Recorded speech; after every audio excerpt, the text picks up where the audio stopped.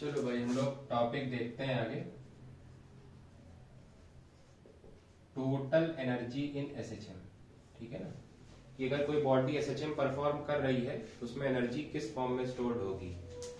तो एग्जांपल एक पेंडुलम से ले लेते हैं कि मान लें एक पेंडुलम है और इस पेंडुलम को मैंने मीन पोजीशन से उठा के एक्सट्रीम पोजीशन तक ले जाए।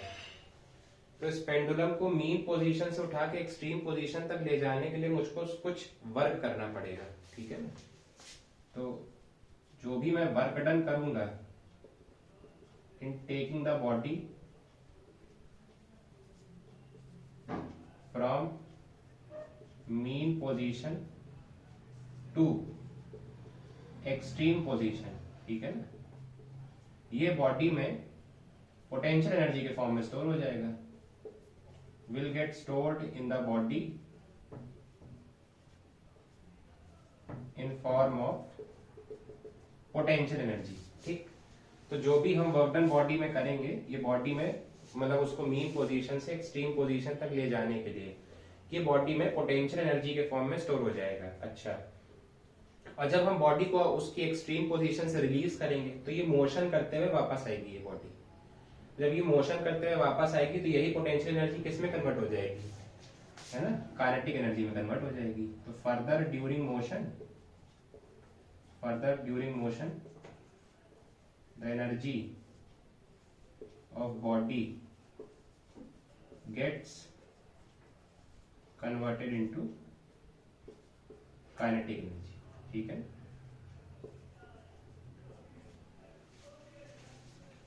तो ये तो हमने देख लिया कि मोशन तो हर तरीके से, चाहे वो पेंडुलम हो, चाहे वो स्प्रिंग मास सिस्टम हो, मतलब स्प्रिंग हो बेसिकली, तो आपने कहा स्प्रिंग को एक्सटेंड किया है तो खींचने के लिए कुछ वर्क डन करना पड़ा होगा और उस वर्क डन जो है वो एनर्जी स्प्रिंग में पोटेंशियल एनर्जी के फॉर्म में स्टोर हो जाएगा। और जैसे स्प्रिंग को रिलीज करोगे तो it will move inside towards its mean position with some velocity v, तो वही एनर्जी फिर किस में कन्वर्ट हो जाएगी, काइनेटिक एनर्जी में कन्वर्ट हो जाएगी। तो हमको एक एक करके दोनों ही एनर्जी देख लेते हैं। तो हम पहले काइनेटिक एनर्जी देख लेते हैं। Kinetic energy stored in body in SHM. की बॉडी में काइनेटिक एनर्जी कितनी स्टोर्ड होगी हमको ये देखना है। तो चलो स्टार्ट करते हैं। तुमको पता है अगर हमने बॉडी को डिस्प्लेस किया है अपनी पोजीशन से तो उसका डिस्प्लेसमेंट हम लोग एसएचएम में लिख सकते हैं x बराबर a cos omega t plus 5। ठीक है, और हम वेलोसिटी निकाल लें तो वेलोसिटी हो जाएगी dx by dt is minus a omega sine omega t plus 5। तुमको पता है काइनेटिक एनर्जी क्या होती है, half m v square. Half m v square में m जो है वो मास ऑफ बॉडी हो जाएगा, m is mass of body. तो यहाँ पे हम वेलोसिटी का वैल्यू सब्सटीट्यूट कर देंगे स्क्वायर के साथ, तो ये हो जाएगा a square omega square sine square omega t plus 5। तो ये हमारे पास काइनेटिक एनर्जी की वैल्यू आती है। एक हमको ये एक्सप्रेशन ध्यान रखना है क्योंकि क्वेश्चन इसके टर्म्स में भी आ सकता है। तो एक काइनेटिक एनर्जी का फॉर्मूला ये हमको पता होना चाहिए। ठीक है ना, तो ये साफ साफ देखो पता है ना, m mass a amplitude omega angular frequency, बाकी ये फेज वाला टर्म है। तो ये सब हमको वैल्यूज पता होंगी। ठीक है ना, अच्छा एक सब्स्टिट्यूशन इसमें और देख सकते हैं हम, अगर इस टर्म को देखें हम, ठीक है ना, चलो पूरे को छोड़ो अभी, खाली इतने टर्म को देखो। Sign square omega t plus 5, तुमको पता है कि साइन स्क्वायर थीटा को हम लिख सकते हैं 1 माइनस कॉस स्क्वायर थीटा। तो सिमिलरली ये जो टर्म है इसको मैं लिख सकता हूं half m a square omega square 1 minus cos square omega t plus 5, ऐसा। ठीक है, इस तरीके से। तो अगर हम अब टर्म्स को अंदर मल्टीप्लाई करें, हाफ एम को हम एज इट इज छोड़ देते हैं तो बनेगा A square omega square minus A square omega square cos square omega T plus 5। एक काम करते हैं, ओमेगा स्क्वायर भी बाहर ही रहने देते हैं अभी, सिर्फ मैंने ए स्क्वायर को मल्टीप्लाई किया है अंदर। ठीक, ब्रैकेट के अंदर। तो मुझको पता है कि देखो x बराबर a cos omega t plus five है। अगर x का स्क्वायर करेंगे तो यही आएगा a स्क्वायर cos पर ओमेगा t प्लस फाइव। मतलब ये जो टर्म है ना, ये कुछ नहीं बल्कि x का स्क्वायर लिखा है। तो ये लिखा है half m a square minus X square into omega square. तो एक फॉर्मूला और आ गया काइनेटिक एनर्जी का अपने पास, which is half m omega square a square minus X square. ठीक,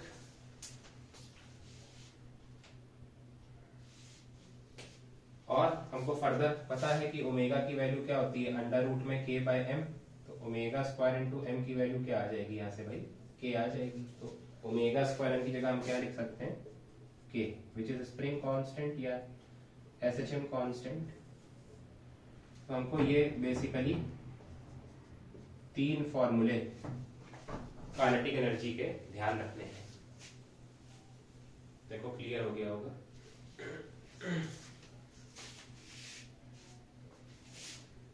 ठीक है,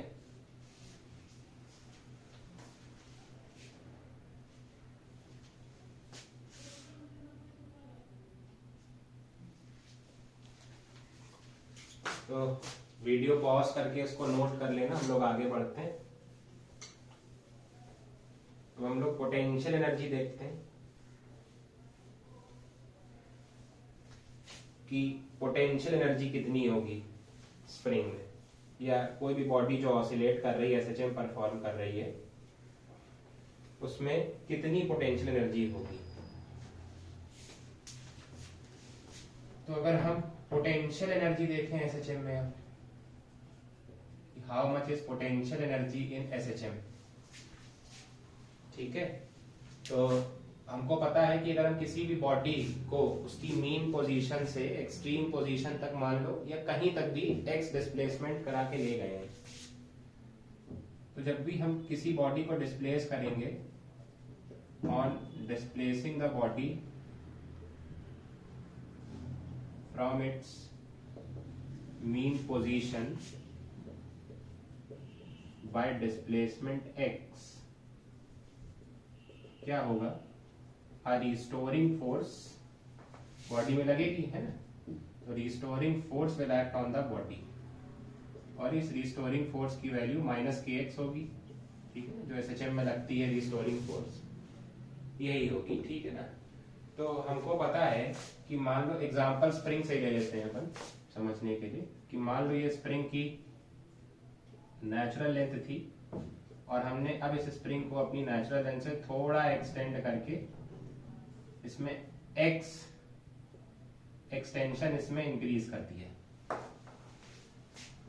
इसमें हमने x एक्सटेंशन इंक्रीज किया या x डिस्टेंस इसको खींचा, तो जो इसमें रिस्टोरिंग फोर्स लगेगी वो माइनस के एक्स लगेगी। अब इसके बाद अगर हम इसको यहां से dx विड्थ और खींचते हैं, ठीक है ना, अगर इस स्प्रिंग को यहां से dx विड्थ और एक्सटेंड करते हैं, तो हम वर्क डन अगर निकालें एक्स्ट्रा इसको dx विड्थ एक्सटेंड करने में, work done in extending the spring by distance dx, तो वर्क डन की वैल्यू आएगी f इंटू dx। अब क्योंकि dx डिस्टेंस डिस्प्लेस किया है तो बहुत ज्यादा फोर्स में डिफरेंस नहीं आया होगा, तो जितना x डिस्टेंस एक्सटेंड करने में फोर्स आई होगी, dx डिस्टेंस भी एक्सटेंड करने में उतनी ही फोर्स लगी होगी। तो फोर्स की वैल्यू अपन यहां रख देंगे माइनस के एक्स, ठीक है, और इंटू dx। साथ में देखने वाली बात क्या है कि जो ये रिस्टोरिंग फोर्स लग रही है वो अंदर की तरफ लग रही होगी, बट डिस्प्लेसमेंट हम बाहर कर रहे हैं, तो work done should be negative. यहाँ पे एक माइनस साइन भी लगेगा, तो dw should actually be minus f d x. Work done अपने पास नेगेटिव आएगा, क्योंकि रिस्टोरिंग फोर्स जो लग रही है ना, एफ रिस्टोरिंग, वो तो अंदर लग रही है, बट डिस्प्लेसमेंट जो हो रहा है स्ट्रिंग में वो बाहर की तरफ हो रहा है, तो इसलिए वर्क डन नेगेटिव लिखा है। तो it comes out to be k x d x. तो कंप्लीट अगर वर्क डन हम निकालना चाहें, complete work done in extending the spring by distance x। Spring को x डिस्टेंस से कंप्लीटली स्ट्रेच करने में कितना वर्क डन होगा, उसके लिए हम क्या करेंगे, इंटीग्रेट कर देंगे dw को, ठीक है ना, which is equal to integration of kx dx। तो ये आ जाएगा हाफ kx स्क्वायर, ठीक है ना, क्लियर होगा। k तो कांस्टेंट x का integration comes out to be ये, ठीक है। तो पोटेंशियल एनर्जी जो कि स्प्रिंग में स्टोर्ड होती है, जो हम लोग ऑलरेडी वर्क पर एनर्जी में पढ़ चुके हैं, वही एसएचएम में भी पोटेंशियल एनर्जी निकल के आ रही है। ऑब्वियस सी बात है, इसमें k की वैल्यू अपन सब्सटीट्यूट कर सकते हैं वहीं से। Omega is equal to under root k by m होता है, तो ओमेगा स्क्वायर m की वैल्यू k होगी। तो यहाँ पे हम साइमल्टेनियसली एक ये भी फॉर्मूला लिख सकते हैं, और x अगर डिस्प्लेसमेंट है तो हम x को रिप्लेस कर सकते हैं a cos omega t plus five से। तो it comes out to be half omega square m into a square cos square omega t plus five. तो ये तीन फॉर्मूले हमको ध्यान रखने हैं। हाँ, और ध्यान रख सकते हो इंटीग्रेशन डेफिनेट है, 0 से x पर एक्सटेंशन में, 0 एक्सटेंशन पे 0 वर्क डन, x एक्सटेंशन पे w वर्क डन। तो w की value comes out to be half k x square. Limits लगा लेना बेसिकली इंटीग्रेशन। तो ये हमारे पास पोटेंशियल एनर्जी के फॉर्मूले आ गए सारे। तो हमने काइनेटिक एनर्जी और पोटेंशियल एनर्जी के जो भी एसएचएम में फॉर्मूले होते हैं वो देख लिए हैं, ठीक है।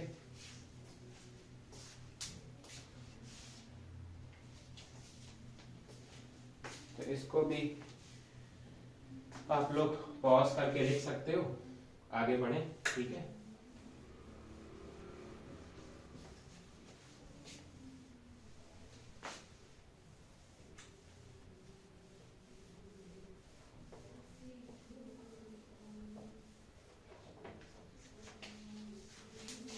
नेक्स्ट हमने काइनेटिक और पोटेंशियल एनर्जी देख ली है, तो अब हम लोग टोटल एनर्जी इन एसएचएम देखते हैं। कोई बॉडी अगर एसएचएम परफॉर्म कर रही है तो उसमें टोटल एनर्जी कितनी होगी। हमको पता है कि किसी भी डिस्प्लेसमेंट x पे, है ना, at any displacement x the total energy in body performing SHM will be kinetic energy plus potential energy, सीधी सी बात, ठीक है। तो देख लेते हैं यहाँ पर है। तो टोटल एनर्जी निकालने के लिए हम kinetic energy plus potential energy का सम कर देंगे। अब अगर ध्यान हो तो हम कैसे भी चाहे निकाल सकते हैं। काइनेटिक एनर्जी थी हाफ के ए स्क्वायर माइनस एक्स स्क्वायर, और पोटेंशियल एनर्जी थी हाफ के एक्स स्क्वायर। तो जब आप इसको ओपन करोगे तो हाफ के ए स्क्वायर बचेगा माइनस हाफ के एक्स स्क्वायर और प्लस हाफ के एक्स स्क्वायर, ये तो रिड्यूस हो जाएंगे। तो हाफ के ए स्क्वायर, जहाँ पे ए इज एम्पलीट्यूड, और के की वैल्यू अपन अगर एम ओमेगा स्क्वायर सब्सटीट्यूट कर दें तो एक फॉर्मूला और आ जाएगा हाफ एम ओमेगा स्क्वायर ए स्क्वायर। वैसा वर्षा इस एनर्जी के एक्सप्रेशन को हम लोग साइन और पोटेंशियल के जो टर्म्स आए थे उनसे भी राइट कर सकते हैं, ठीक है ना। अगर काइनेटिक एनर्जी याद हो तो काइनेटिक एनर्जी आई थी हाफ एम ओमेगा स्क्वायर ए square sine square omega T plus five, और पोटेंशियल एनर्जी आई थी हाफ एम ओमेगा स्क्वायर ए square cos square omega T plus five. तो टोटल एनर्जी निकालनी हो तो इनको फिर से ऐड कर दो एक्सप्रेशंस को, potential energy plus kinetic energy which comes out to be, देखो दोनों एक्सप्रेशन से हाफ एम ओमेगा स्क्वायर ए स्क्वायर कॉमन आ जाएगा, अंदर बचेगा sine square omega T plus five plus cos square omega T plus five. तो ये टर्म तो सबको पता है भाई, sine square theta plus cos square theta comes out to be 1। तो टोटल एनर्जी फिर से एसएचएम में हाफ एम ओमेगा स्क्वायर ए स्क्वायर आ जाएगी, ठीक। तो किसी भी एक्सप्रेशन से निकालो टोटल एनर्जी यही रहेगी। टर्म्स का मतलब पता होना चाहिए, ए इज एम्पलीट्यूड, ओमेगा तो एंगुलर फ्रीक्वेंसी है, और एम जो है वो मास है बॉडी का which is performing the SHM, ठीक। बाकी देखो डेरिवेशन डिराइव करने के लिए कुछ भी रखा जा सकता है, जैसे ओमेगा का सब्स्टिट्यूशन टाइम पीरियड के टर्म्स में ये रख सकते हैं या फ्रीक्वेंसी के टर्म्स में ये भी रख सकते हैं, अगर नेसेसिटी क्वेश्चन में पड़ती है तो भी।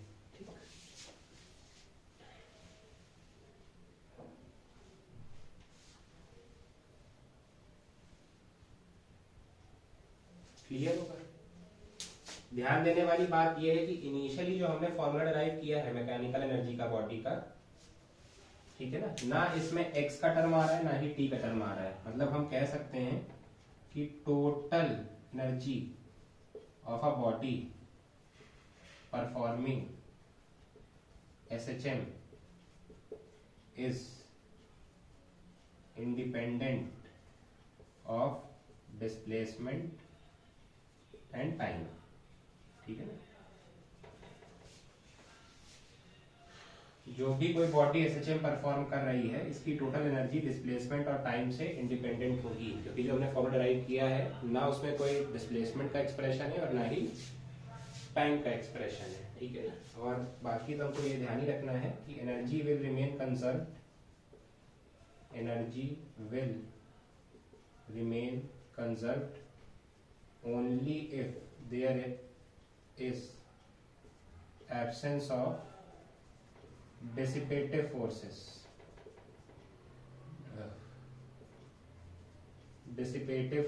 या फिर नॉन कंजर्वेटिव फोर्सेस। समझ गए होंगे आप लोग। एग्जाम्पल फ्रिक्शन, कोई भी डिसिपेटिव या कंजर्वेटिव फोर्स अगर मौजूद होगी which is responsible for dissipation of energy, तो उस केस में हमारी एनर्जी कंजर्व नहीं हो पाएगी, ठीक है ना। तो कोई भी डिसिपेटिव फोर्स मौजूद नहीं होनी चाहिए, ठीक।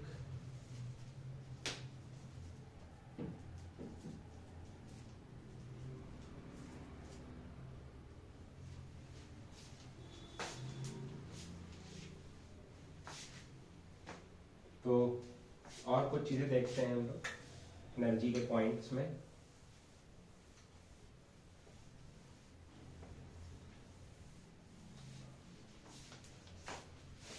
तो गौर करने वाली बात ये है कि अगर हम लोग टोटल एनर्जी का फॉर्मूला देखें which is half M omega square A square या फिर हाफ एम 2 पाई एफ का स्क्वायर ए स्क्वायर, तो ये हो जाएगा 4 पाई स्क्वायर एफ स्क्वायर ए स्क्वायर, ठीक है। comes out to be 2m pi square f square A square, ठीक है ना। तो आप ये देखो चाहे ये देखो, दोनों से ही फैक्टर समझ आ जाएंगे। तो पहली चीज ये समझ आ रही है कि energy in SHM is directly proportional to mass of the body. Body का मास जितना ज्यादा होगा एनर्जी जितनी उतनी ही ज्यादा होगी। It is directly proportional to square of frequency of oscillation. अब वो फ्रीक्वेंसी चाहे लीनियर हो चाहे एंगुलर, दोनों के ही स्क्वायर के ही प्रोपोर्शनल आएगा। And it is directly proportional to amplitude of oscillation, मतलब बॉडी जिस एम्पलीट्यूड से ऑसिलेशन कर रही होगी उसके स्क्वायर से, है ना, उसके स्क्वायर से डायरेक्टली प्रोपोर्शनल है। ए स्क्वायर डायरेक्टली प्रोपोर्शनल है, it is directly proportional to square of amplitude of oscillation, ठीक। तो ये कुछ बातें हैं जो हमको एसएचएम में ध्यान रखनी है।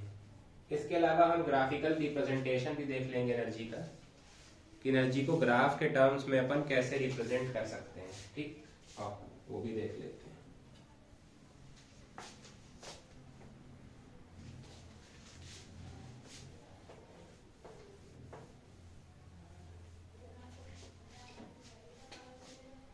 तो अब हमको देखना है graphical representation of energy in SHM,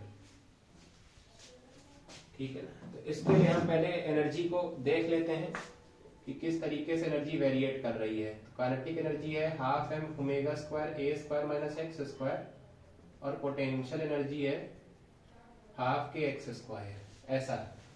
तो अगर हम पहले मीन पोजीशन पे देखें चीजों को, at mean position, mean position का मतलब x इक्वल टू 0 हो जाएगा अगर हम सब्सटीट्यूट कर दें x इक्वल टू 0 तो काइनेटिक एनर्जी कितनी आ जाएगी, काइनेटिक एनर्जी आ जाएगी हाफ एम ओमेगा स्क्वायर ए स्क्वायर, और पोटेंशियल एनर्जी क्या आ जाएगी, potential energy half k into 0 का square which is equal to 0। तो मीन पोजीशन पे काइनेटिक एनर्जी देखो तो आप मैक्सिमम आ रही है और पोटेंशियल एनर्जी क्या आ रही है, मिनिमम। ठीक, अब अगर हम एक्सट्रीम पोजीशन की बात करें, एट एक्सट्रीम पोजीशन, तो एक्सट्रीम पोजीशन पे समझ आ रहा है x की वैल्यू प्लस माइनस ए होगी बॉडी मैक्सिमम एम्पलीट्यूड पे, तो काइनेटिक एनर्जी आ जाएगी हाफ एम ओमेगा स्क्वायर ए स्क्वायर माइनस एक्स की जगह भी आप ए रखोगे तो ये तो 0 हो जाएगी, और पोटेंशियल एनर्जी हाफ के एक्स स्क्वायर विच इज या हाफ एम ओमेगा स्क्वायर लिख लो, एक ही बात है, ए स्क्वायर। ठीक है ना। तो अगर देखो ध्यान से तो पोटेंशियल एनर्जी मैक्सिमम है और काइनेटिक एनर्जी मिनिमम आ रही है इस केस में। तो अब अगर हम इसका ग्राफ बना के देखें इन चीजों का, तो हमको एक तो ये ध्यान रखना है कि हम ग्राफ किसका बना रहे हैं, तो एम्पलीट्यूड वर्सेस एनर्जी वेरिएशन का ग्राफ बना रहे हैं कि एम्पलीट्यूड के साथ कैसे एनर्जी वेरिएट कर रही है।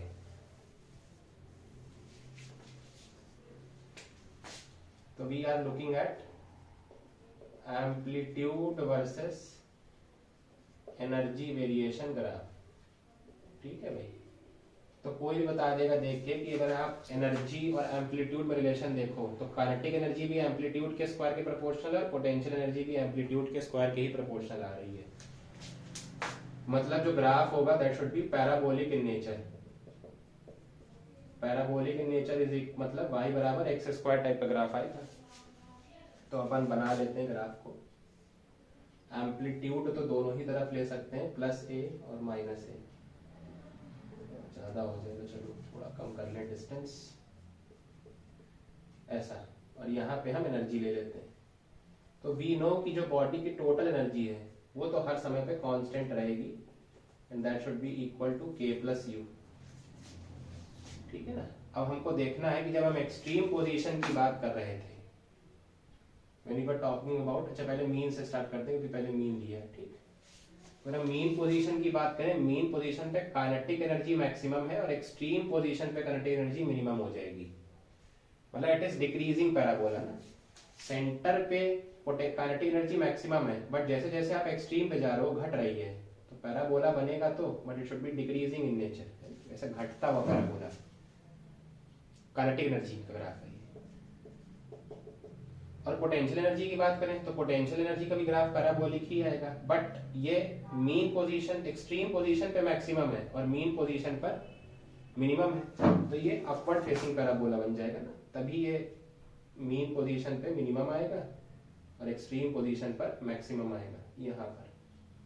यहाँ पर मैक्सिमम आ रहा है ना। This graph is for potential energy and this is centre point x बराबर 0, x बराबर 0 ये पॉइंट है साथ। तो ये ग्राफ हो जाएगा हमारा total energy is constant which is equal to k plus u. This line is showing that total energy at each point is constant. अगर हम ये दो पॉइंट्स की बात करें x1 x2, तो हमको यहाँ दिख रहा है कि at x1 and x2 potential energy is equal to kinetic energy for body performing SHM.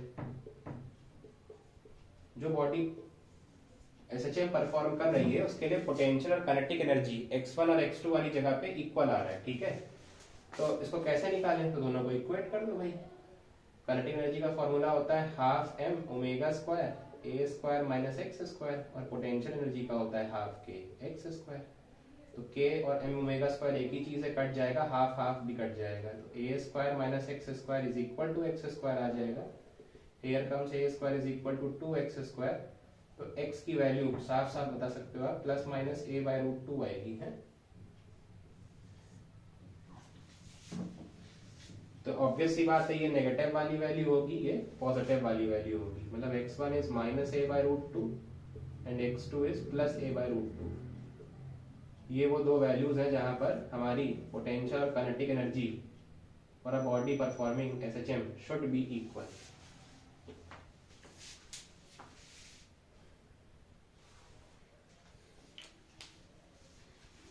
तो देखो भाई ग्राफ क्लियर होगा,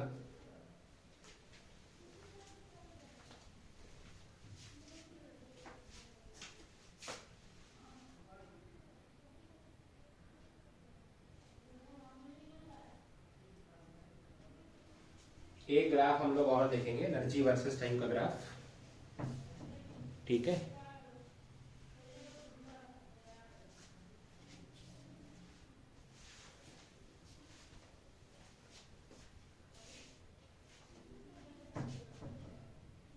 तो इसको नोट कर लिया, नोट कर लेना, फिर आगे बढ़ते हैं।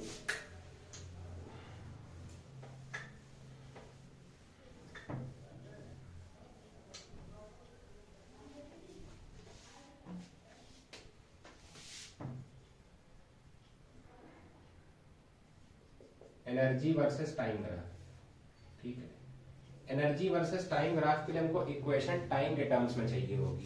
तो टाइम के टर्म्स में इक्वेशन कैसे मिलेगी समझो।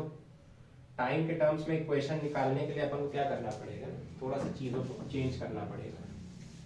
टाइम का फंक्शन लिखना पड़ेगा एनर्जी को, मतलब जिसमें फेज वाला फॉर्मूला आता है। तुमको पता है काइनेटिक एनर्जी का formula in terms of time होता है हाफ एम स्क्वायर ए square sine square omega T plus 5 ऐसा।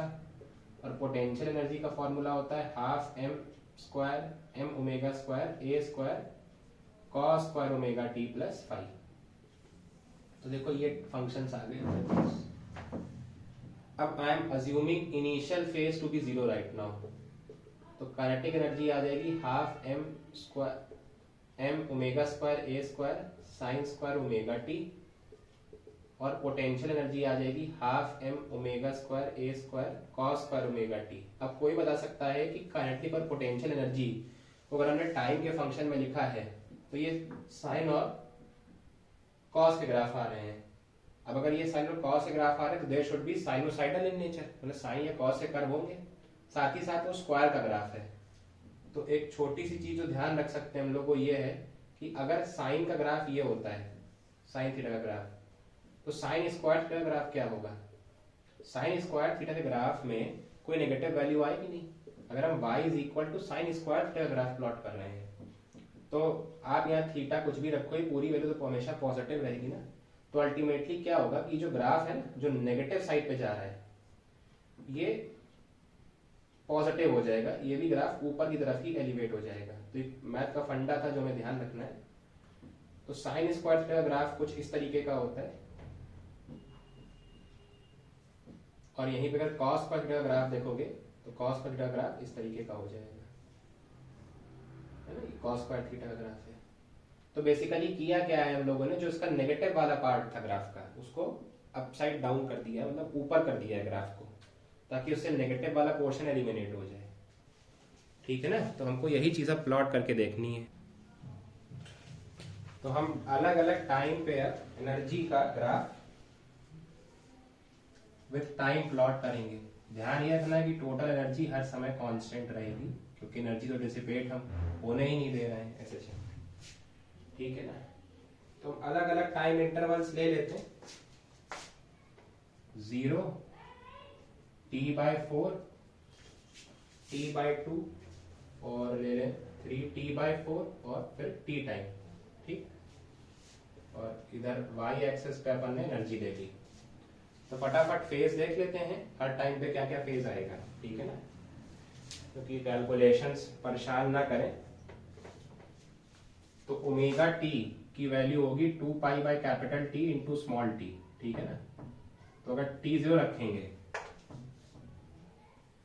तो ओमेगा टी की वैल्यू 0 हो जाएगी। अगर टी की वैल्यू t/4 रखेंगे तो पुट करो यहाँ t/4। ठीक है, ओमेगा टी की वैल्यू π/2 आएगी। टी की वैल्यू अगर t/2 है तो ओमेगा टी की वैल्यू कितनी आ जाएगी, पाई आ जाएगी। फेज निकाल रहे हैं अपन हर टाइम पे ताकि ग्राफ प्लॉट कर सकें। t बराबर 3t/4 लेंगे तो ओमेगा टी की वैल्यू कितनी आ जाएगी, 3π/2 आ जाएगी। और t की वैल्यू अगर कैपिटल T ले लेंगे तो ओमेगा टी की वैल्यू अपने पास 2π आ जाएगी। ठीक, अब हमको फेज पता चल गया हर टाइम इंटरवल पे अलग अलग। तो अब हम ग्राफ को प्लॉट कर सकते हैं। तो चलो साइन स्क्वायर का ग्राफ देख लेते हैं अपन पहले, क्योंकि काइनेटिक एनर्जी का ग्राफ किसका है, साइन स्क्वायर का। तो t बराबर 0 पर साइन 0 हो जाएगा।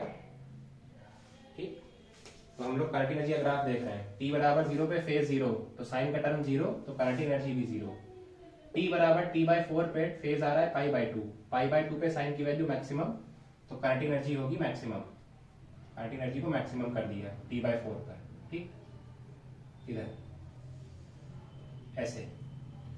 उसके बाद अगर हम t/2 देखें, t/2 पे फेज पाई, यहाँ पाई रखेंगे, साइन पाई की वैल्यू 0, काइनेटिक एनर्जी वापस 0। 3t/4 पे फेज 3π/2, 3π/2 पे साइन की वैल्यू -1, बट साइन स्क्वायर है तो वो +1 हो जाएगा, तो काइनेटिक एनर्जी फिर से मैक्सिमम हो जाएगी। उसके बाद t बराबर t टाइम पे फेज 2π रखेंगे, साइन 2π की वैल्यू 0।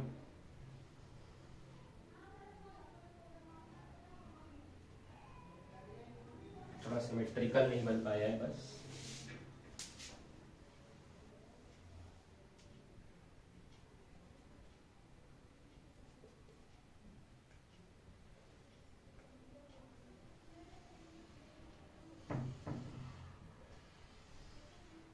ये ग्राफ आ जाएगा काइनेटिक एनर्जी के लिए, ठीक है। अब पोटेंशियल एनर्जी का ग्राफ भी देख लेते हैं अपन। तो पोटेंशियल एनर्जी के ग्राफ के लिए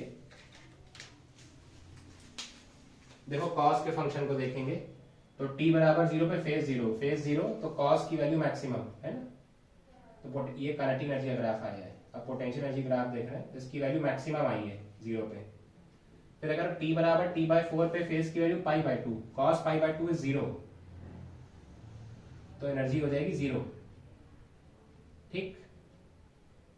उसके बाद t/2 पे अगर हम देखें तो एक मिनट थोड़ा सा इसको, ताकि अब उठाने में अच्छा रहेगा थोड़ा कर्व। अब t/2 पे देखो फेज पाई है, cos की वैल्यू पाई पे -1, लेकिन cos स्क्वायर हो जाएगा +1, तो ये फिर से ऊपर जाएगा भाई, ठीक है। उसके बाद t बराबर 3t/4 पे फेज 3π/2, 3π/2 cos 0 हो जाएगा, फिर से cos का फंक्शन 0, पोटेंशियल एनर्जी 0। और फिर t बराबर t टाइम पे फेज 2π पे cos की वैल्यू फिर से 1, तो ये हमारी एनर्जी फिर से मैक्सिमम हो जाएगी। तो ये जो ग्राफ आया है ब्लू वाला, this is for potential energy का। तो साफ साफ अगर हमको देखें तो हमको दिख रहा है कि जो एनर्जी है वो साइनोसाइडली टाइम के साथ वैरी कर रही है। काइनेटिक एनर्जी साइन स्क्वायर का फंक्शन है, पोटेंशियल एनर्जी कॉस स्क्वायर का फंक्शन है।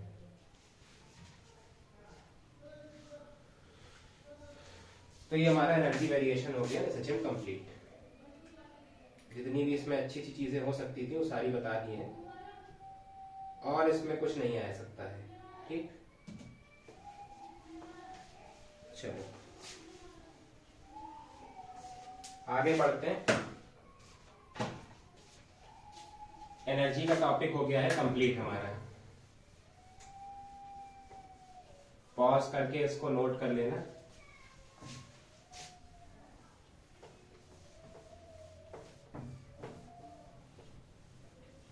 एक जो बहुत फेवरेट टॉपिक है एसएचएम में बार बार पूछा जाता है, that is oscillations in spring mass system.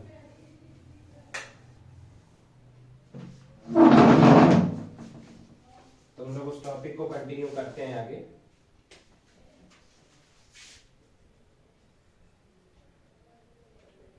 Oscillations in a spring mass system. Spring mass system में हमको ऑसिलेशन देखते हैं। तो ऑसिलेशन दो प्रकार के हो सकते हैं, एक तो हॉरिजॉन्टल ऑसिलेशंस हो सकते हैं और वर्टिकल ऑसिलेशंस। तो पहले हम हॉरिजॉन्टल ऑसिलेशंस देख लेते हैं। हॉरिजॉन्टल ऑसिलेशंस इन स्प्रिंग मास सिस्टम। तो बड़ा इजी है समझना, कोई बहुत कठिन चीज नहीं है, ठीक है। तो मान लो एक रिजिड सपोर्ट है और यहां पे मैंने एक स्प्रिंग से एक m मास के ब्लॉक को होल्ड कर रखा है। स्प्रिंग की नेचुरल लेंथ इस समय L है। अब मैंने क्या किया कि स्प्रिंग को इसकी नेचुरल लेंथ से थोड़ा एक्सटेंड कर दिया। तो इसकी नेचुरल लेंथ यहां तक थी L, और मैंने इसको भी नेचुरल लेंथ से x डिस्टेंस बाहर की तरफ डिस्प्लेस कर दिया। तो क्या होगा कि इस ब्लॉक पे या इस पूरे सिस्टम पे एक रिस्टोरिंग फोर्स लगेगी अंदर की तरफ, और उस रिस्टोरिंग फोर्स की वैल्यू किसके इक्वल होगी, -kx के इक्वल होगी अकॉर्डिंग टू एसएचएम। ठीक है, तो अब क्या होगा, जब इसको हम छोड़ेंगे तो ये ऑसिलेट करेगा। मेरी बात समझिए, देखो ये स्प्रिंग की नेचुरल पोजीशन, जब हमने इस पे कोई फोर्स नहीं लगाई थी तो स्प्रिंग आइडियली ऐसे रखी थी, तो जो नेचुरल पोजीशन होती है वही इसकी क्या होगी, मीन पोजीशन होगी। अब जब हमने इसको खींच दिया तो हमने इसको डिस्प्लेस करा दिया, मतलब ये इसका बेसिकली एम्पलीट्यूड हो गया, एक्स डिस्टेंस इधर डिस्प्लेस कराया। अब जब इसको छोड़ेंगे तो ये वापस आएगा, और वापस जाने के बाद ड्यू टू इनर्शिया थोड़ा सा ये ब्लॉक अंदर भी जाएगा।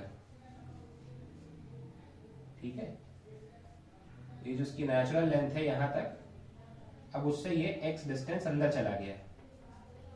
ये नेचुरल लेंथ l थी और ब्लॉक ऑसिलेट करके x डिस्टेंस अंदर गया। तो समझ पा रहे होगे आप, ये नेचुरल पोजीशन या मीन पोजीशन है, ये इसकी एक्सट्रीम पोजीशन बनेगी राइट वाली, और ये भी इसकी एक्सट्रीम पोजीशन बनेगी बट लेफ्ट वाली। अब इसका ऑसिलेशन चालू हो गया ना, मीन से right left right left right left, और एनर्जी क्योंकि डिसिपेट नहीं करा रहे हैं अभी हम, तो जितना ये राइट में जाएगा डिस्प्लेस होके उतना ही लेफ्ट में भी आएगा डिस्प्लेस होके। ठीक है, तो इस तरीके से हॉरिजॉन्टली हमारा स्प्रिंग मास सिस्टम ऑसिलेट करेगा। मतलब बेसिकली स्प्रिंग लगाई, मास जोड़ा और कैसे खींच के छोड़ दिया, तो वो जहां पे भी पहले शुरुआत में था उस पोजीशन से लेफ्ट राइट ऑसिलेट करेगा।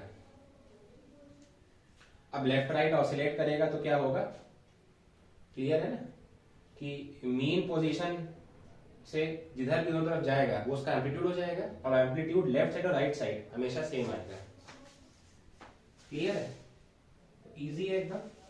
तो इसको हम लोग देख सकते हैं कि ये एसएचएम कैसे है। एसएचएम के लिए अगर हम डिफरेंशियल इक्वेशन ही प्रूव करें तो काफी हो जाएगा हमारे लिए। तो हम लिख सकते हैं from Newton second law, from Newton second law हमको पता है जो फोर्स लग रही होगी इस m मास के ब्लॉक पे वो होगी ma, क्योंकि भाई फोर्स लगाया है तो अंदर की तरफ इस एक्सेलरेशन ड्रिवन होगा ये ब्लॉक। जब रिस्टोरिंग फोर्स अंदर होगी तो एक्सेलरेशन अंदर होगा, जब इसको अंदर कंप्रेस करोगे तो रिस्टोरिंग फोर्स बाहर लगेगी, और एक्सेलरेशन भी कहाँ होगा, इस पे बाहर की तरफ। तो from Newton second law F की वैल्यू किसके इक्वल आ जाएगी, ma के इक्वल आ जाएगी। और हमें पता है कि इसमें इस केस में जो रिस्टोरिंग फोर्स है वो -kx के इक्वल है, जो ब्लॉक को अंदर ड्राइव कर रही है। तो m इंटू a की जगह लिख देंगे d2x/dt² is equal to -kx। ठीक है ना, तो k की अपन यहाँ पर अगर वैल्यू सब्सटीट्यूट कर दें विच इज m⍵²x, तो m से m कैंसिल हो जाएगा और d2x/dt² plus ω²x equal to 0 आ गया। देखो ये क्या आ गई, ये डिफरेंशियल इक्वेशन ऑफ एसएचएम आ गई फिर से। और अगर ये डिफरेंशियल इक्वेशन ऑफ एसएचएम आ गई दैट मींस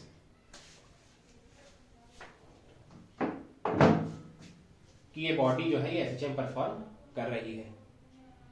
बताओ क्लियर है।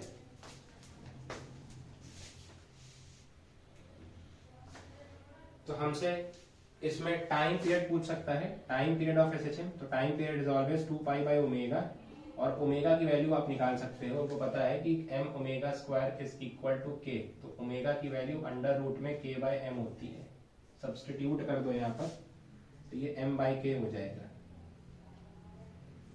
तो time period of SHM is 2π under root में m/k। m is mass, k spring constant या एसएचएम कांस्टेंट भी कह सकते हो। फ्रीक्वेंसी पूछ ले अगर, तो फ्रीक्वेंसी 1 टाइम पीरियड हो जाएगी। 1 टाइम पीरियड मतलब जो टर्म आया है इसका क्या कर दें, रेसिप्रोकल कर दें ना। ठीक है ना, तो ω/2π आ जाएगा या फिर 1/2π अंडर रूट में k/m, ये फ्रीक्वेंसी हो जाएगी उसकी। देखो भाई, तो ये हॉरिजॉन्टल ऑसिलेशंस इन एसएचएम हो जाएंगे।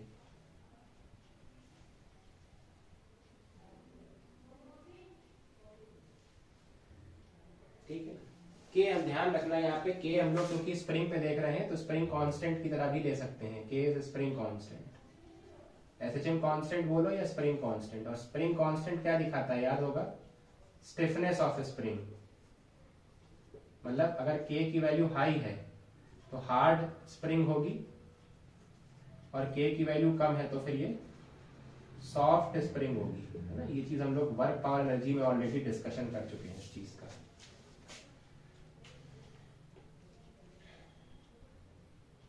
अच्छा, तो अगर हम टाइम पीरियड की बात करें तो कोई भी कह सकता है कि टाइम पीरियड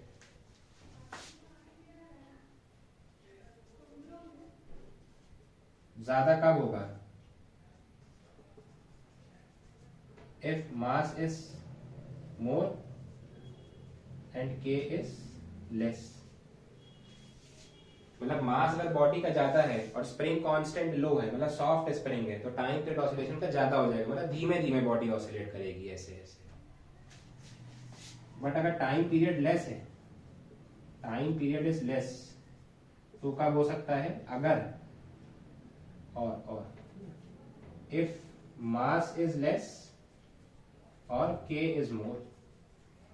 या तो मास हल्का कर दो या के की वैल्यू बढ़ा दो, हार्ड कर दो स्प्रिंग को, तो फटाफट ऑसिलेट करेगी बॉडी। तो ये हम लोग ध्यान रख सकते हैं। और वो साफ साफ एकदम क्लियरली फॉर्मूले समझ आ रहा है ना। टाइम पीरियड बढ़ाना है तो आप या तो मास को बढ़ा दो या के को घटा दो, और टाइम पीरियड घटाना है तो फिर मास को घटा दो या फिर के को बढ़ा दो, ठीक है ना। तो मैथमेटिकली भी वो चीज दिख रही है। तो ये हमारे हॉरिजॉन्टल ऑसिलेशंस आ गए। अब हम लोग वर्टिकल ऑसिलेशंस देखते हैं स्प्रिंग में, ठीक है।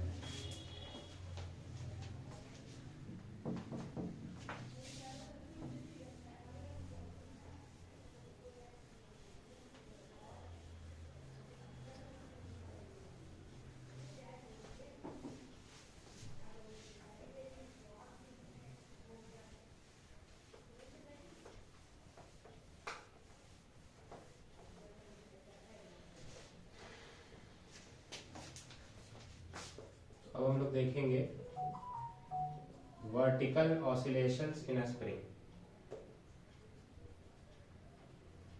तो अब यहां देखो कुछ चीजें समझने वाली हैं।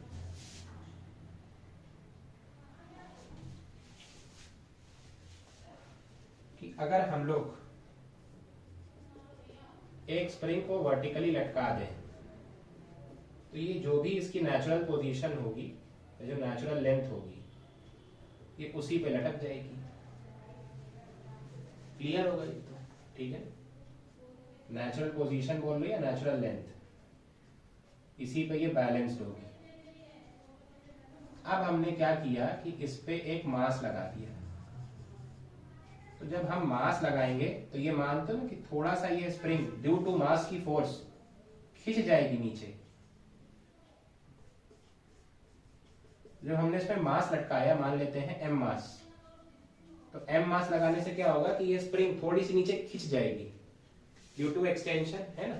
और इस वजह से क्या होगा कि इधर एक फोर्स लग रही होगी mg इसके वेट की नीचे, और एक restoring force k into D ऊपर लगना चालू हो जाएगी। और जहां पे ये फोर्स वेट को बैलेंस कर ले जाएगी, वहां जाके मास लटक जाएगा, रुक जाएगा। तो इक्विलिब्रियम पोजीशन में इस केस में क्या होगा, एट इक्विलिब्रियम पोजीशन, इस केस में बेसिकली मास जो वेट है वो kd फोर्स को बैलेंस कर ले जाएगा, ठीक है ना। ये समझ आ गया होगा। अब मान लो कि हमने यहां से इसको खींचा और छोड़ दिया। अब यहां इस पोजीशन से हमने इसको खींच के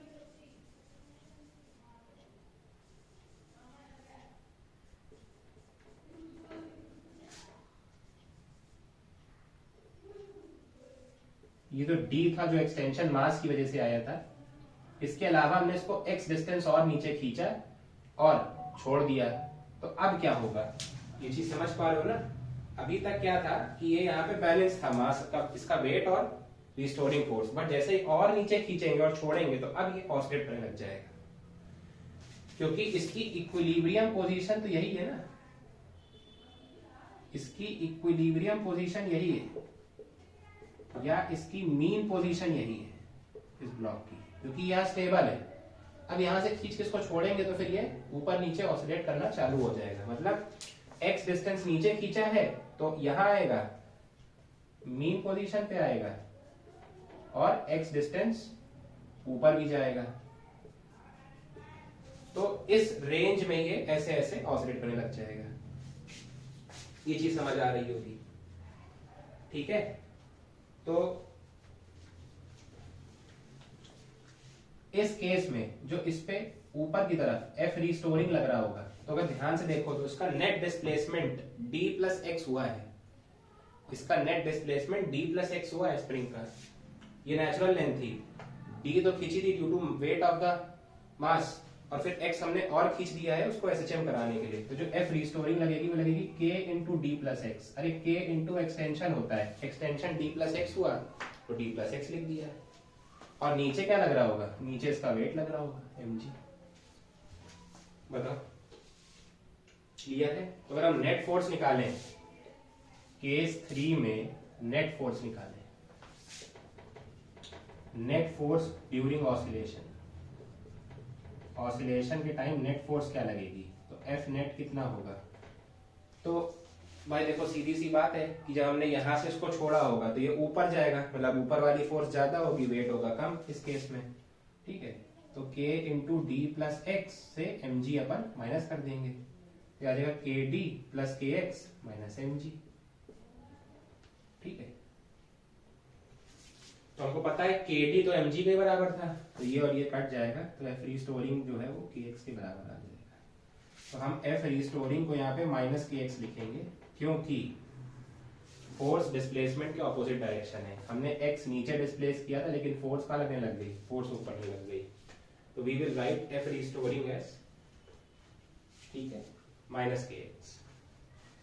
ये क्लियर होगा कि स्प्रिंग, एक स्प्रिंग लटका दो तो अपनी नेचुरल लेंथ पे रहेगी, वेट लटकाने पे क्या होगा कि वो अपने थोड़ा सा खिंच जाएगी और फिर आके स्टेबल हो जाएगी।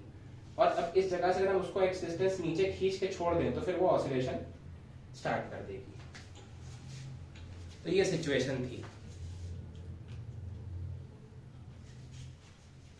ठीक है, ये क्लियर हो गई होगी सिचुएशन। तो अब ये SHM कर रहा है, हम फिर से प्रूफ कर सकते हैं इस चीज को। It is very simple. आप रिमूविंग ये डायग्राम, और हम यही कह सकते हैं कि m मास है, अगर ये ऊपर जा रहा है ड्यूरिंग ऑसिलेशन तो इसमें कुछ ना कुछ तो एक्सेलरेशन होगा। लेट अस अज्यूम इसका एक्सेलरेशन a है, और इसको ऊपर खींच कौन रहा है, तो इसको ऊपर खींच रहा है this restoring force, this restoring force जो नेट फोर्स निकल के आई है इस पे। तो हम लोग एफ रिस्टोरिंग को ma के बराबर कर देंगे, तो minus k x is equal to m a की जगह मैंने लिखा d two x by d t square, और k को मैंने लिखा minus omega square m x बराबर m into d two x by d t square. तो m कैंसिल हो जाएगा, यहाँ से d two x by d t square plus omega square x equal to 0 आ गया, which is again differential equation of SHM। तो मैंने इसके मोशन को भी डिफरेंशियल इक्वेशन, क्योंकि हमने शुरुआत में पढ़ा ही यही है कि any motion which can be described by this equation is SHM। तो मैंने फिर से इस मोशन में भी यही इक्वेशन प्रूव कर दी। तो ये SHM कर रहा है। टाइम पीरियड वही फिर से सेम, टाइम पीरियड फिर से सेम, कोई चेंज नहीं। Time period 2 pi by omega, और ओमेगा की वैल्यू वही आएगी, तो 2 पाई अंडर रूट में m बाई के, और फ्रीक्वेंसी 1/2 पाई अंडर रूट के बाय m। तो ये वर्टिकल ऑसिलेशन रहे। तो बिल्कुल क्लियर है समझना, खाली फिजिक्स के पॉइंट ऑफ व्यू से फोर्सेस का बैलेंसिंग समझनी है, और तो बाकी सब आता ही है।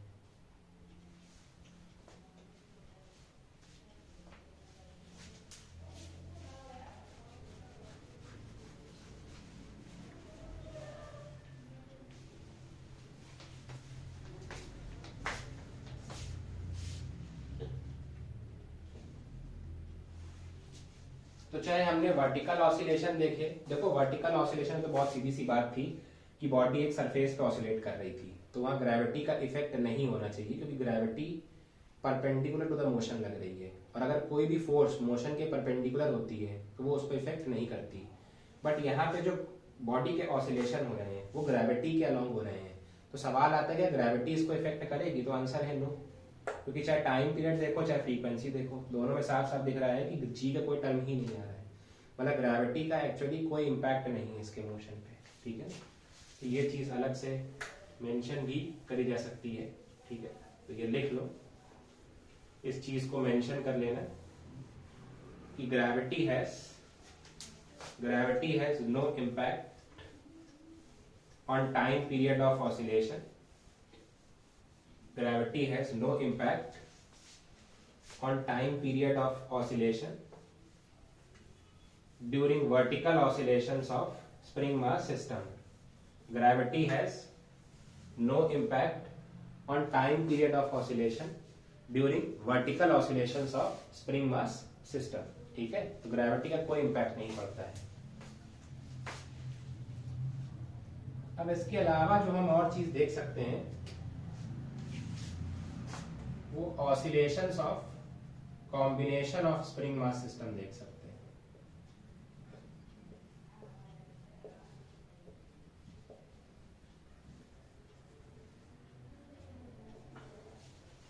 स्प्रिंग मास सिस्टम के कॉम्बिनेशन का ऑसिलेशन हम देख सकते हैं। तो देखो कैसे कैसे इसको जोड़ा जा सकता है, पहले वो समझते हैं। देखो हॉरिजॉन्टल में ऐसा कर सकते हैं कि दो स्प्रिंग मैंने एक मास से जोड़ दी, ठीक है ना। या फिर वर्टिकल में भी सिनेरियो देख सकते हैं,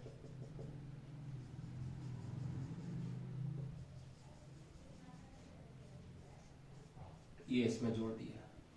तो ये दोनों ही जो है हमारे ये पैरेलल कॉम्बिनेशंस ऑफ स्प्रिंग है, बिल्कुल रेजिस्टेंस की जैसा है ये, कि अगर ऊपर नीचे समझ रहे हो ना, पैरेलल कॉम्बिनेशंस, साइड वेज दो चीजें लगी हो अगल बगल, तो ये पैरेलल कॉम्बिनेशन ऑफ स्प्रिंग में आएगा। और अगर एक के बाद एक लगा दी जाए, जैसे ये पहली स्प्रिंग फिर ये दूसरी स्प्रिंग और फिर मैंने मास जोड़ दिया, या फिर वैसा वर्सा मैं इसको ऐसा भी देख सकता हूं, पहली स्प्रिंग दूसरी स्प्रिंग और फिर मास जोड़ दिया। देखो एक स्प्रिंग के बाद दूसरी स्प्रिंग लगाई गई है, इनके स्प्रिंग कांस्टेंट में मेंशन कर देता हूं K1 K2 K1 K2 K1 K2। तो इसे कहेंगे अपन सीरीज कॉम्बिनेशन ऑफ स्प्रिंग, ठीक है, समझ आया। अगर अगल बगल स्प्रिंग जुड़ी है तो वो पैरेलल कॉम्बिनेशन में आता है, अगर साइड बिल्कुल ऐसे एक के बाद एक जुड़ी है तो that comes in series combination of spring, ठीक है ना। तो जब ये पैरेलल में या सीरीज में कनेक्टेड होंगे तो इनके time period of motion affected होंगे, फ्रीक्वेंसी ऑफ ऑसिलेशन इफेक्ट हो जाएंगी और कई सारी चीजें इफेक्ट होंगी, तो हमको उसी पे स्टडी करनी है, ठीक है। आओ देखते हैं, पहले अपन पैरेलल कॉम्बिनेशन ऑफ स्प्रिंग देख लेते हैं। तो we are going through first parallel combination of spring. I hope कि जो भी मैं लिख रहा हूं वो अपना आप लोग वीडियो को पॉज करके नोट कर सकते हो, ठीक है। तो पैरेलल कॉम्बिनेशन ऑफ स्प्रिंग पे चलते हैं। तो ये वाला केस या ये वाला केस देखेंगे। तो मान लो चाहे इस केस में ब्लॉक को x आगे डिस्प्लेस कर दिया हो, चाहे इस केस में ब्लॉक को x नीचे डिस्प्लेस कर दिया हो। क्या मानते हो कि जब ब्लॉक को इस केस में x डिस्प्लेस करोगे या इस केस में x डिस्प्लेस करोगे तो जो स्प्रिंग्स हैं दोनों में सेम एक्सटेंशन क्रिएट होगा? जो स्प्रिंग है दोनों में सेम एक्सटेंशन क्रिएट होगा। बताओ भाई, जितना ब्लॉक आगे खिसकेगा दोनों स्प्रिंग सेम उतना ही दोनों में डिस्प्लेसमेंट होगा। अगर ब्लॉक को मैंने x डिस्प्लेस किया आगे तो ये भी x डिस्प्लेस होगी, ये भी x डिस्प्लेस होगी। अगर इसको x नीचे डिस्प्लेस किया तो ये भी x डिस्प्लेस होगी, ये भी x डिस्प्लेस होगी।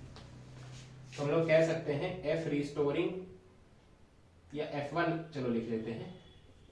Force on spring 1 will be minus K1x और force on spring 2 will be minus K2x, क्योंकि स्प्रिंग कांस्टेंट अलग अलग है पर दोनों का डिस्प्लेसमेंट सेम हुआ है।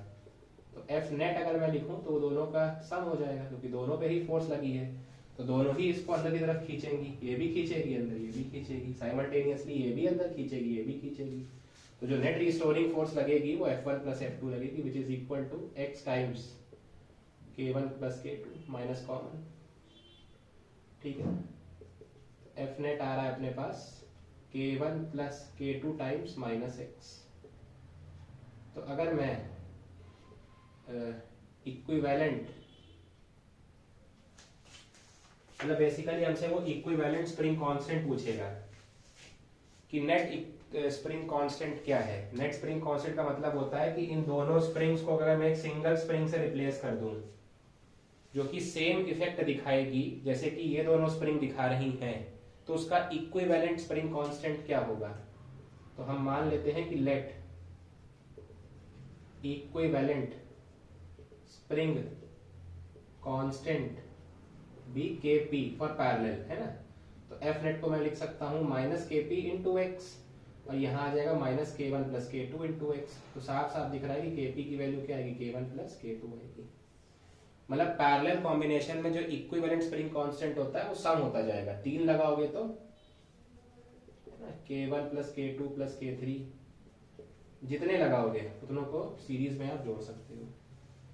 तो टाइम पीरियड क्या बनेगा, 2 पाई अंडर रूट में m बाई के होता है, तो यहाँ के पैरेलल रख दोगे तो ये आ जाएगा, टाइम पीरियड आ जाएगा 2 पाई अंडर रूट में m upon K1 plus K2, और फ्रीक्वेंसी आ जाएगी 1 बाई 2 पाई अंडर रूट में K1 plus K2 by m।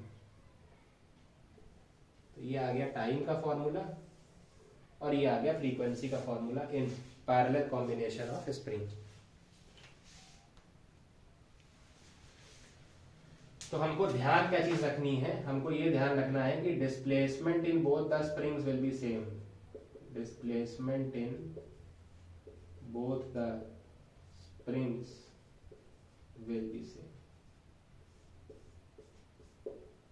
ऐसा।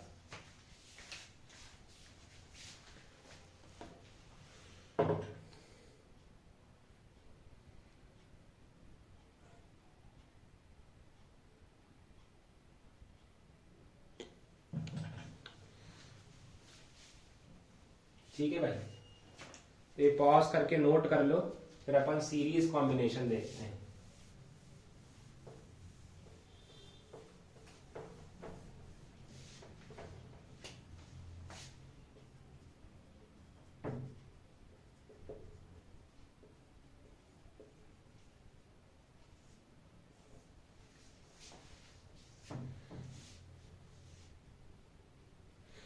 Series combination of spring.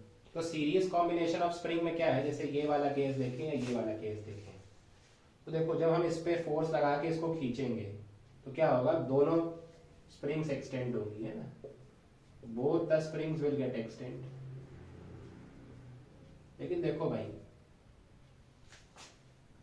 क्योंकि दोनों का स्टिफनेस कांस्टेंट या स्प्रिंग कांस्टेंट अलग अलग है, तो दोनों अलग अलग अमाउंट से डिस्प्लेस होंगी, ठीक है ना। तो both the springs will extend but with different lengths.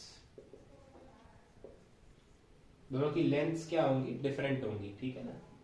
तो चाहे इसमें भी आप इसको नीचे फोर्स लगा के खींचोगे तो क्या होगा, दोनों ही शिफ्ट होंगी। तो मान लेते हैं कि इस वाली स्प्रिंग में x1 डिस्प्लेसमेंट आया और इस वाली में x2 डिस्प्लेसमेंट आया।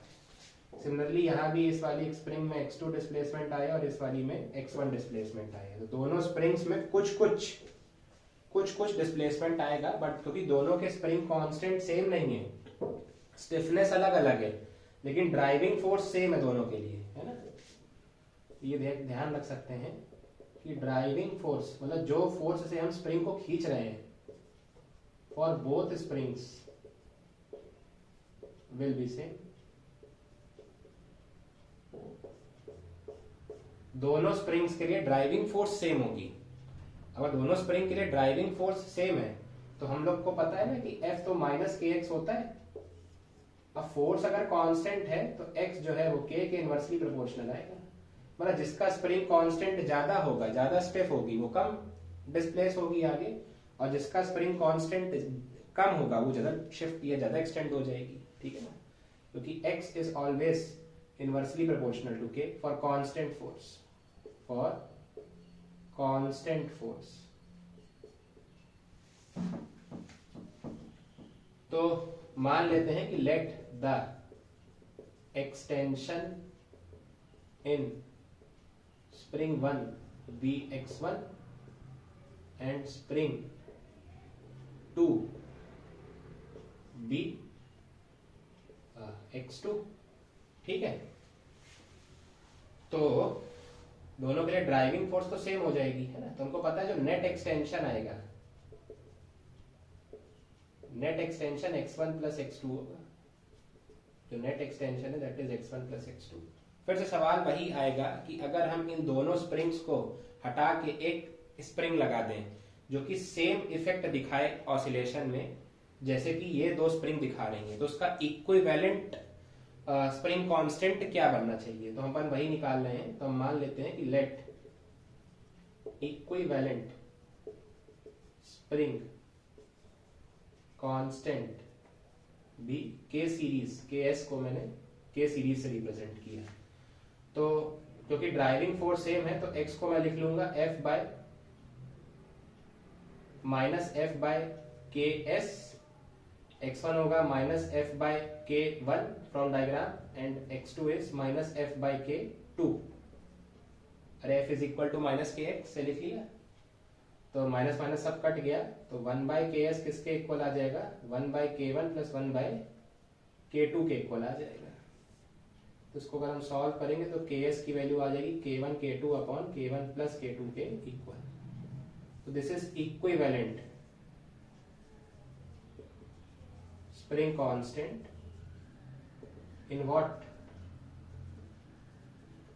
इन सीरीज कॉम्बिनेशन, ठीक है ना, इन सीरीज कॉम्बिनेशन।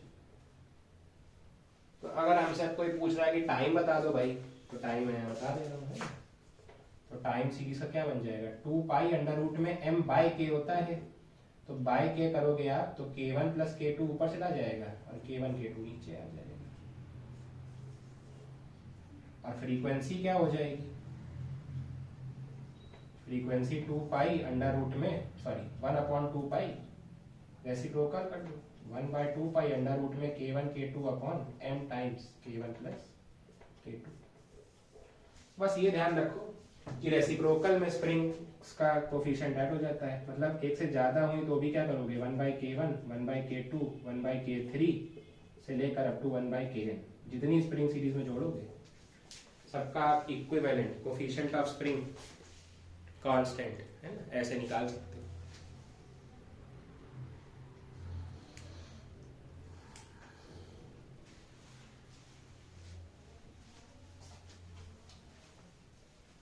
तो ये हमारा टॉपिक फिनिश हो चुका है। 2 टॉपिक हमने फिनिश कर दिए हैं, एक एनर्जी इन एसएचएम और दूसरा इट इज अपना क्या कहते हैं स्प्रिंग मास ऑसिलेशन, जिसमें हमने हॉरिजॉन्टल वर्टिकल ऑसिलेशन और कॉम्बिनेशन ऑफ स्प्रिंग्स देख ली है, ठीक है ना। तो हमें इसमें इक्विवेलेंट स्प्रिंग कांस्टेंट निकालना आना चाहिए। अभी लेक्चर के लिए इतना ही रखते हैं, फिर अपन नेक्स्ट टर्म में कंटिन्यू करेंगे।